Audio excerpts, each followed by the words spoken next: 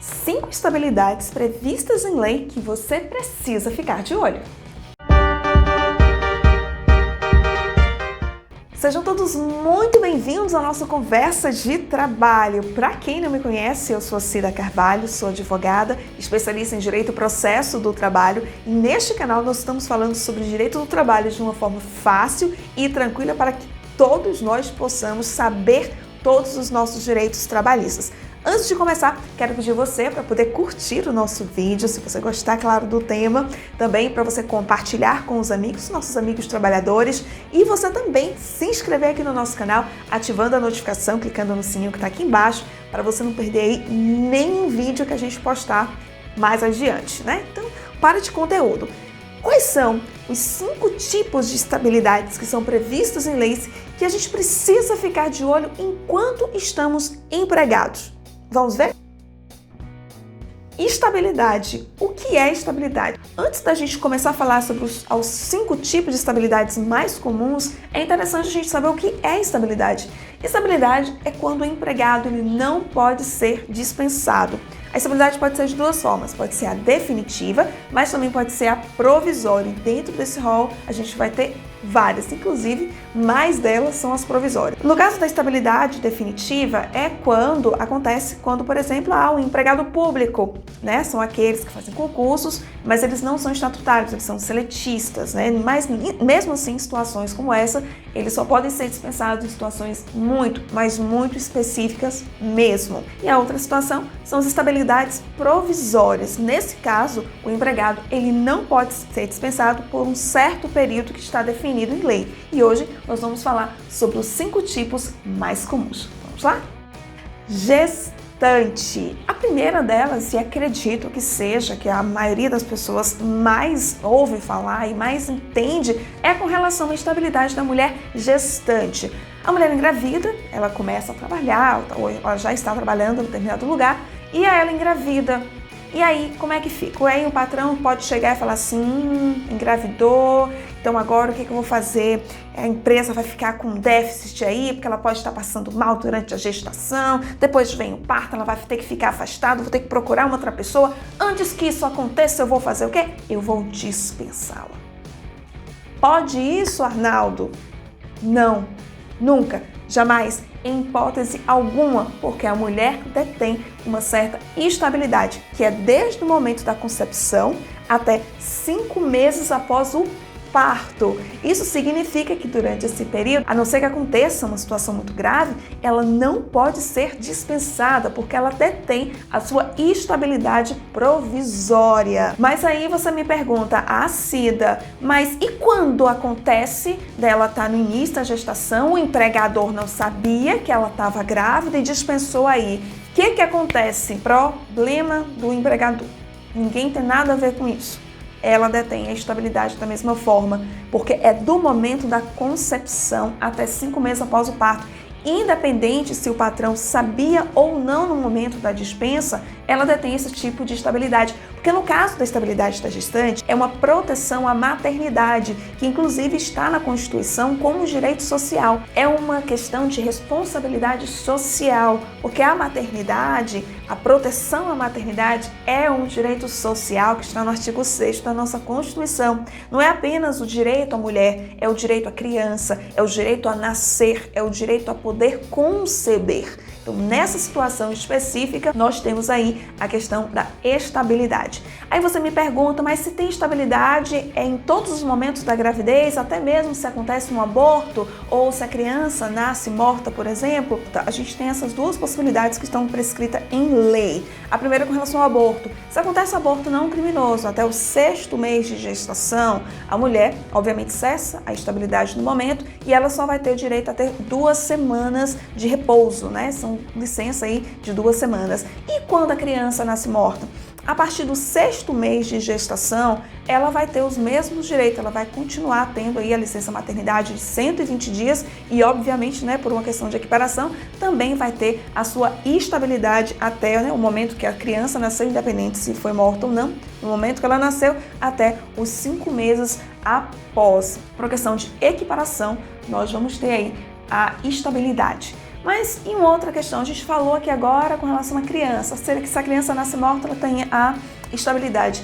E se por acaso da vida for a mãe que morrer no parto, o que acontece? A estabilidade continua, porque a proteção aqui é com relação à criança, é a vida da criança. Então, nesse caso especificamente, essa estabilidade, a própria licença maternidade, ela vai transferir, ela vai sair da mãe, que já faleceu, e vai para a pessoa que vai ficar com a guarda da criança. Então, essa estabilidade vai permanecer até o 5º mês após o nascimento dela. Ou seja, são 120 dias, obviamente, na licença maternidade, e também terá aí essa estabilidade para aquela pessoa que ficar responsável pela criança.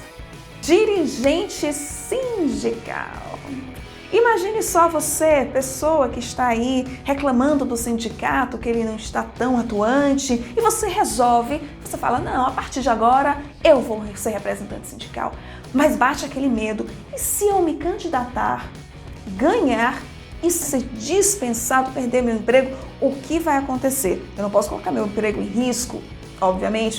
Nessa situação, nós temos aí uma proteção ao próprio sistema, ao próprio direito coletivo, que é justamente a estabilidade para aqueles que se colocam na linha de frente do sindicato. Então, para aqueles que se candidatam, que ganham, que tomam posse como dirigente sindical, vai ter estabilidade aí do momento em que ele coloca-se à disposição, a candidatura, até 1 ano depois que finaliza o seu mandato. Porque senão o que aconteceria? Ele poderia se colocar à disposição e em pouco tempo ele estaria sendo dispensado do seu emprego. Então, para que haja uma proteção com relação ao direito sindical, foi também essa proteção para que o dirigente sindical, e obviamente os seus suplentes também tenham essa mesma estabilidade, tá?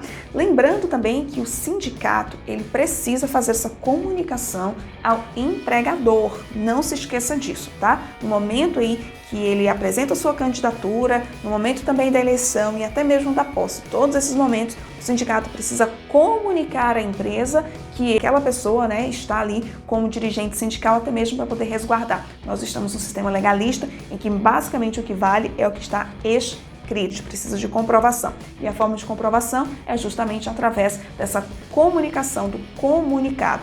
Uma outra coisa também importantíssima aqui com relação a isso, existe uma possibilidade do dirigente sindical ser dispensado, que é justamente quando comete algum tipo de falta grave. Mas nessa situação e especificamente com relação ao dirigente sindical, é necessário que tenha um inquérito judicial para apuração dessa falta. Porque senão poderia muito bem dizer que a pessoa cometeu algum tipo de falta grave, vou dispensar, vou colocar ali, e a gente acaba perdendo aí essa representação dentro do sindicato. Mas para a proteção do próprio direito sindical, é necessário que se tenha aí um inquérito para apuração de falta grave, que é um inquérito judicial. Membro da CIPA. O que é CIPA? CIPA é a Comissão Interna de Prevenção de Acidentes. Ela é formada aí tanto por representantes dos empregados quanto por representantes dos empregadores, E tem a finalidade aí de estar prevenindo acidentes no local de trabalho, doenças ocupacionais, para proteção aí do bem-estar dos trabalhadores no local de trabalho, tá? Então, o que acontece? O membro da CIPA, que são representantes, obviamente, dos empregados, tá?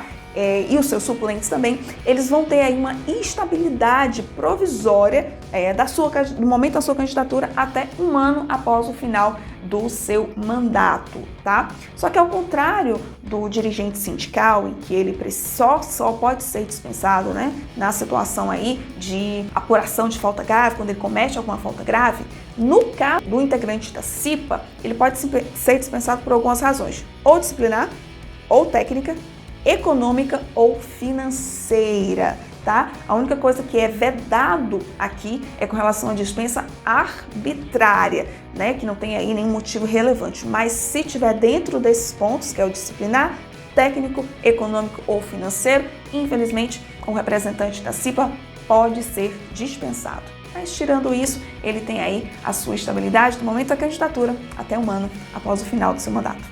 Empregado acidentado. Aí o empregado sofreu um acidente do trabalho, ou teve aí uma Doença ocupacional, quando a gente fala isso, são aquelas que têm uma relação com o trabalho, tá? É aquela que está em virtude do trabalho. Ele estava a trabalho em um determinado lugar, ou acabou se acidentando dentro do ambiente do trabalho, ou no caso de doença ocupacional, que ele acabou lesionando alguma coisa dentro daquele ambiente. Temos que levar isso em consideração. Então, nesse caso, né, como permite inclusive aí uma recuperação, ele vai ficar afastado recebendo o auxílio doença acidentário, aí nesse caso tem-se a estabilidade, conta-se a estabilidade do momento que cessa o recebimento aí do auxílio doença acidentário. A gente tem que observar duas coisas. A primeira, se a doença ocupacional, né, ou acidente do trabalho aconteceu durante o contrato por prazo determinado, tem estabilidade da mesma forma, tá? E outra coisa também que é interessante, é bom ficar de olho com relação a isso. Pode haver dispensa por justa causa, tá? No período da estabilidade e até mesmo com relação ao período que a pessoa esteja recebendo o auxílio doença acidentária. Então fique de olho para não cometer nenhum tipo, porque pode ter aí essa dispensa. Porém, quando se trata aí de uma dispensa sem uma causa relevante, não é permitido. Então tenha-se aí essa estabilidade.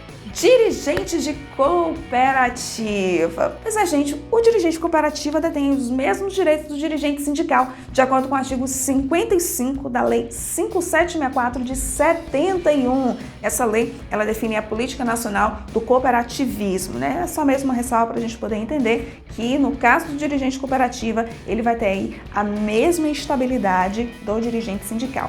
Nessa situação específica, os suplentes, eles não vão deter a mesma estabilidade, só mesmo os diretores. Bom, e como bônus, vamos trazer também mais algumas outras estabilidades que a gente tem em lei. Nós temos aqui o membro do Conselho Nacional de Previdência Social, no caso são para os 3 titulares e seus suplentes, até 1 ano após o fim do mandato. Nós também temos aí o membro do Conselho Curador do FGTS, né? Aqui a dispensa só se dá depois de um processo administrativo conduzido pelo sindicato, tá? Olha, ressalva. Nós também temos o membro da Comissão de Conciliação Prévia, portador de HIV ou de alguma doença que sofra algum estigma, tá? Nessa situação, é sui generis, né? Que necessariamente a estabilidade não é por conta do emprego, a estabilidade é por proteção à saúde do empregado, né? Porque ele não pode ser dispensado de forma discriminatória, né? Pelo fato de ele estar ali, ter sido acometido pela doença. Então, por proteção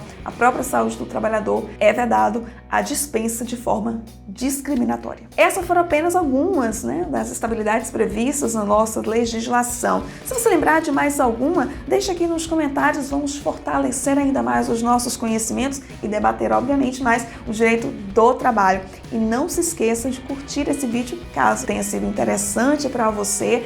Compartilhe com os amigos que precisam saber um pouco mais sobre as estabilidades e se inscreva aqui no nosso canal para que a gente possa aumentar ainda mais a nossa família do Conversa de Trabalho. Então, como diz o nosso filósofo nordestino, no mais, até a próxima. Eu não tinha colocado aqui, não? Ah, sim.